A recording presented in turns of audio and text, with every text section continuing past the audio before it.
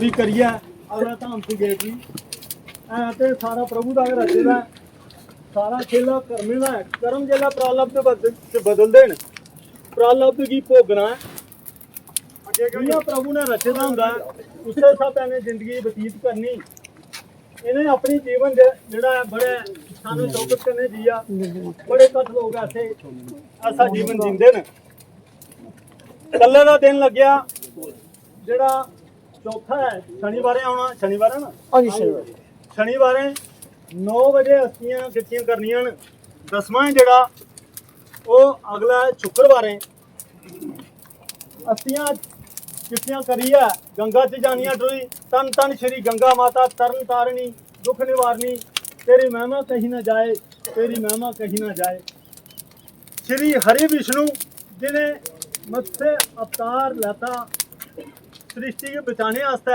उंदे चरणें च ध्यान करिए बोलो श्री राम श्री राम श्री राम श्री हरि विष्णु जेड़े बामन हरि दे रूप च जेड़े धरती गी 3 भाग च नाप्या उंदे चरणें दा ध्यान करिए बोलो श्री राम श्री राम नर नारायण जग पुरुष उनके चरणें का ध्यान करिए बोलो श्री राम श्री राम श्री राम श्री हरि विष्णु जिन्हें नरसिंह रूप लिया असुरों का संहार किया उनके चरणें का ध्यान करिए बोलो श्री राम श्री राम श्री राम श्री हरि विष्णु जिन्हें रामचंद्र जी का अवतार लिया जेड़े घट घट समाए दे उनके चरणें वाली बखी ध्यान करिए बोलो श्री राम श्री राम श्री राम श्री हरि विष्णु जिन्हें कृष्ण चंद्र भगवान जी का अवतार लैता जेड़े घट घट च जेड़े जोखी रूप न उनके चरणें वाली बखी ध्यान करिए बोलो श्री राम श्री राम श्री राम